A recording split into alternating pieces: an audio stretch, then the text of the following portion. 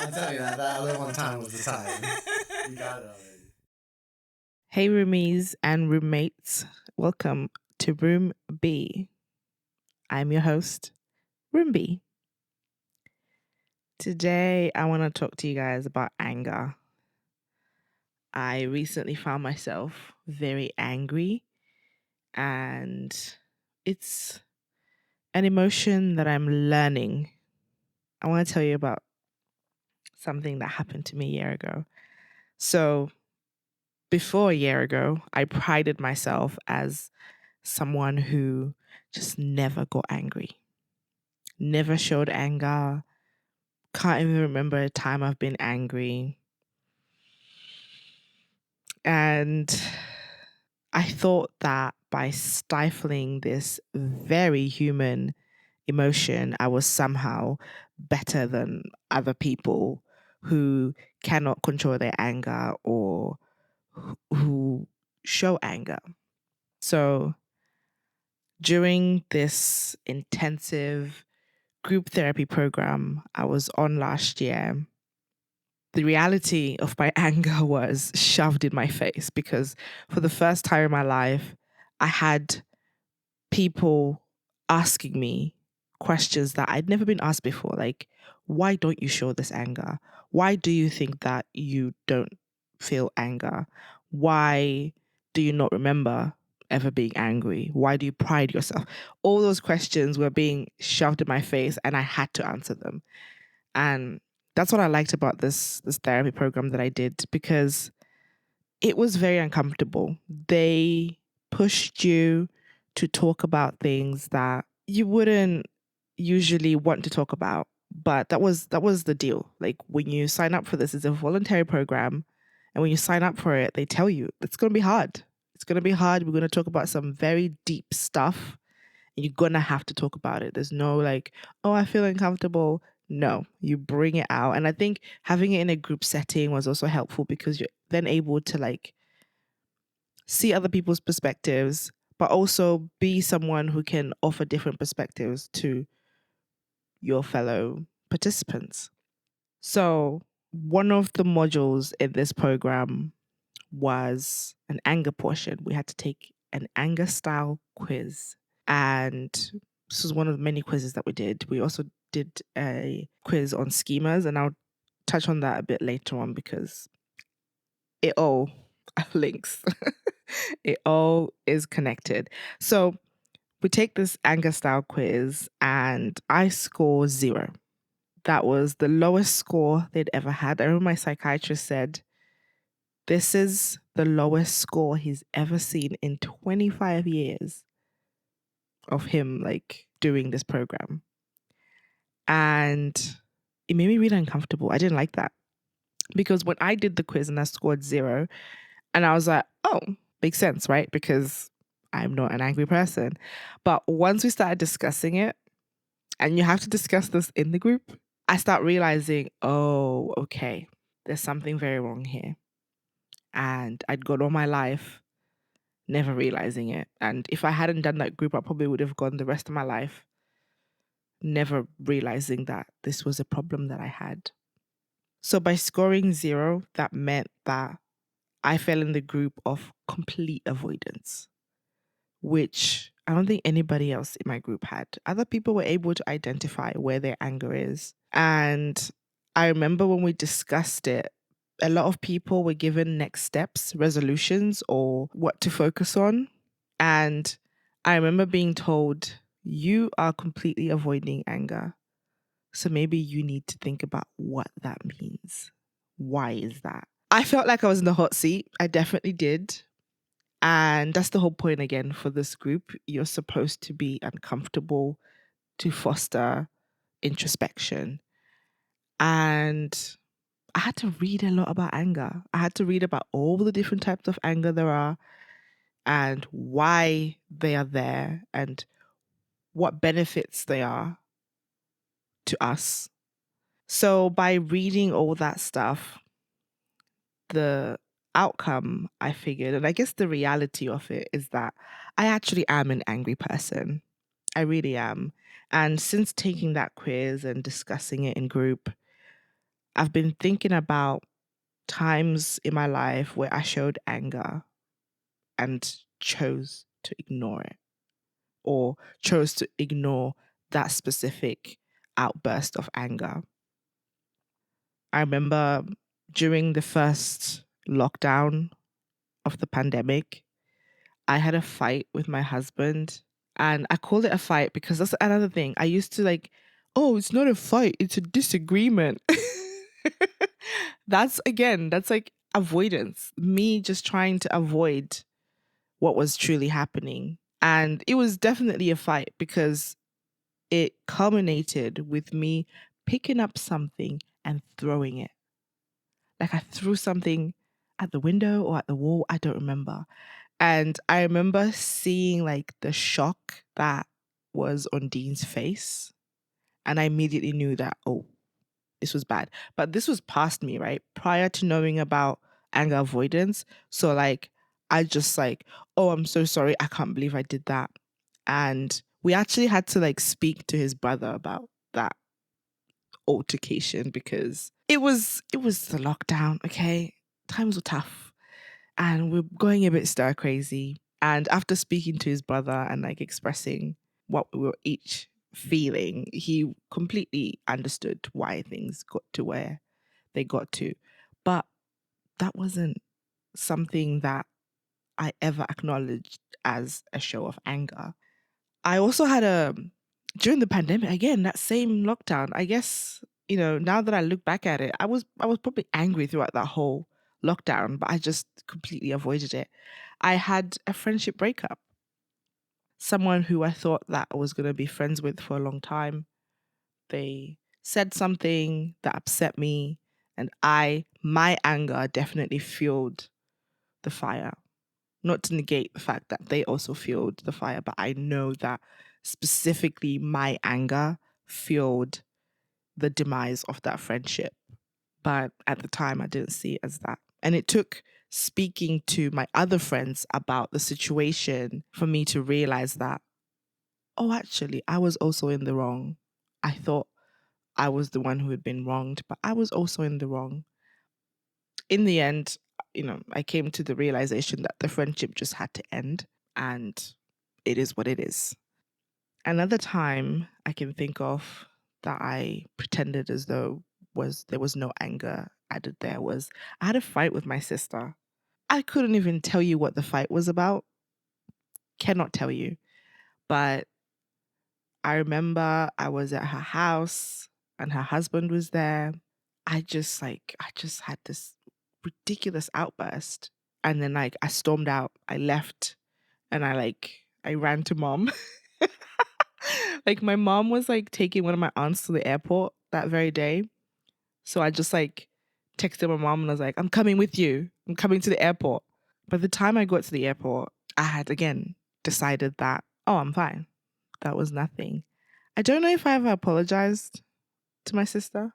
I've no idea. This was a very long time ago, by the way, like probably over a decade ago. So some of the stuff is not very clear to me, but I know like the main things that have stuck with me because there was anger attached, right? I had this heightened emotion. And so because of that, I remember that we had a fight, we had a disagreement. I left and I went to meet with mom at the airport. And so these small moments were few and far between that I chose to ignore the anger that I was experiencing because I don't know, for some reason in my mind, anger was equal to bad. And so I couldn't be a bad person. No way. And again, that was also, I don't know how to describe it. Is it like you see yourself as, or you want yourself to be something good or better, and so you like try to eliminate any of the negatives that you have. But now, I'm older now. I'm 30. I now understand that bad is also part of being human, and that's totally fine. Discussing this in group, we also learned about schemas. And schemas are basically habits and behaviors that we learn as children to cope with situations that we have not got the tool set to deal with.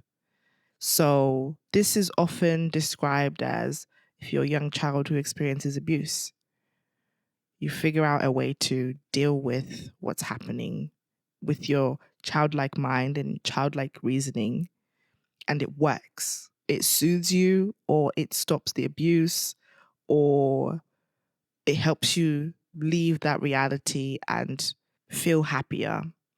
And so by getting that positive feedback of, oh, if I do this thing, life will be a lot better, you do it over and over again. And over time, as we grow up and age, we hold on to those schemas. And schemas are not there to be like changed or fixed. No, schemas are always going to be there. We can't unlearn them. What you can do, though, is identify them, because by identifying them, you're then able to reason when something happens in your life. So for me, I know that one of my schemas is that I want to please. I want to please the people around me. And it's because of my culture. The culture I was raised in, you have to serve, you have to anticipate people's needs, especially as a young person, you have to respect others around you. And so there are acts of service that you need to do. And those are seen as culturally good things to do. But most of the time, they're at the expense of your own needs. So as a result of that, being an African girl child, I know for a fact that anger was not received well.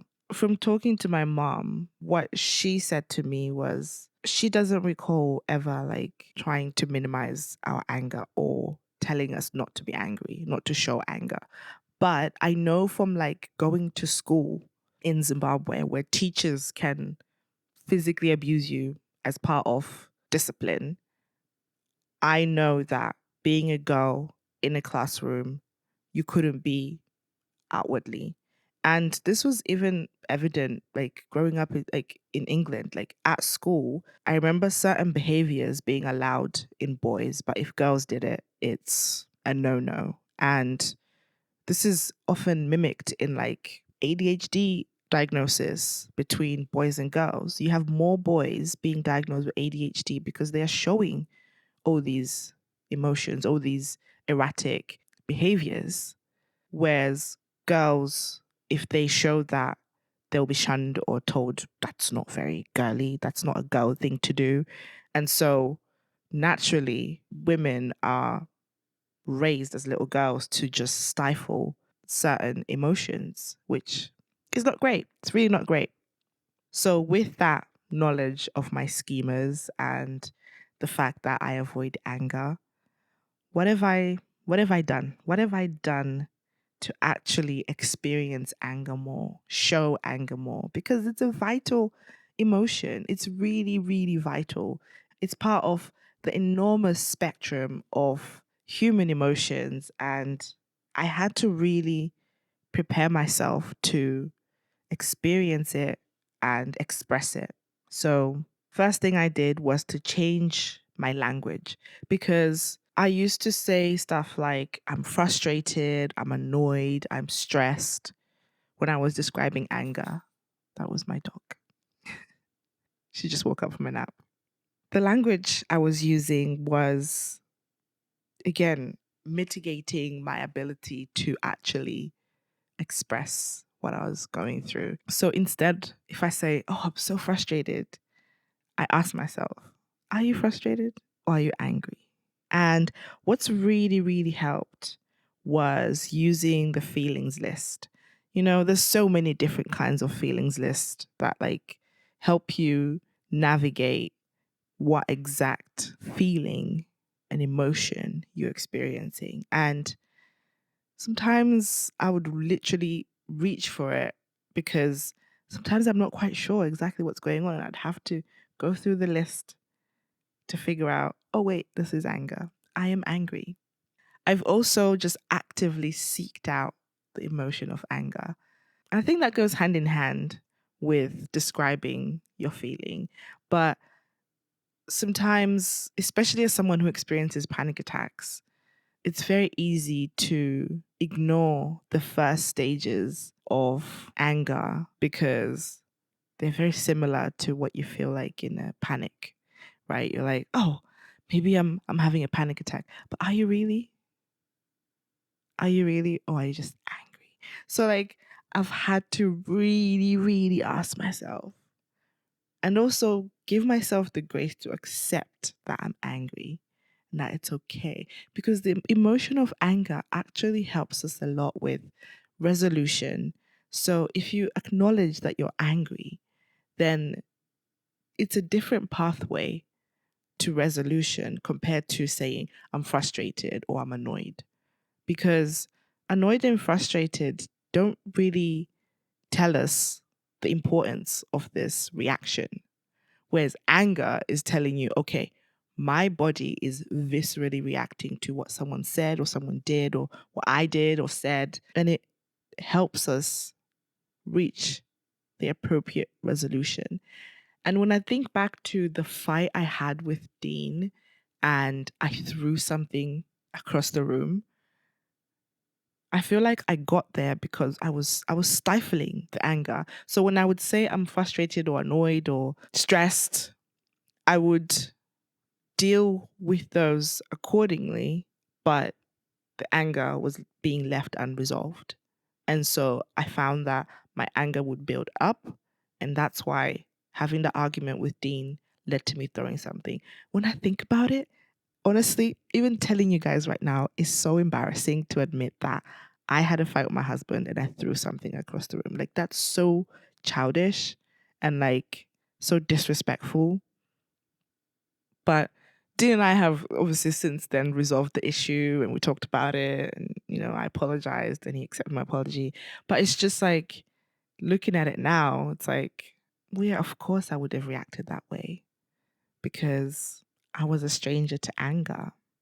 So if you're like me and you find yourself avoiding anger, I would suggest that you read up on all the different anger styles just to have an understanding of what anger is and what it means and how it manifests and shows itself. And try to find where you belong within all those. And you also don't have to only have one style, you can have all different styles. You can take one part from one style, another part from another style. Because again, we are very complex beings. We can't just be quantified into one group. So I'd also suggest that you consider what your schemas are. Read up on schemas. I'm sure there's stuff on the internet. There are books. You can go to your library or bookstore and read up on this stuff because it's also just helpful for yourself, helpful for your coping mechanisms, and it also helps you become a better person to the people around you. And when you are a better person to the people around you, you're a better person to yourself. And if you do that work of looking into anger styles and your schemas, this is something you can bring up with your therapist. If you have a therapist, talk to them about this. They would love you for this because then you're actually giving them direction and telling them what your needs are. And then they are then able to meet those needs. And they're probably able to give you those readings and quizzes to help you understand yourself better. Because honestly, the best thing you can do for yourself is to just prioritize yourself. You feel more at peace, you have a better understanding of things. And when you find yourself reacting wildly to something, you're able to bring yourself back down because you're like, you know what? I'm reacting this way because of one of my schemas. I'm reacting this way because I avoid anger or I'm an angry person. It's easier to forgive yourself than to forgive others. And it's so much easier to forgive your child self than anybody else. Thanks so much for listening. Stay awesome, be kind, and spread positivity.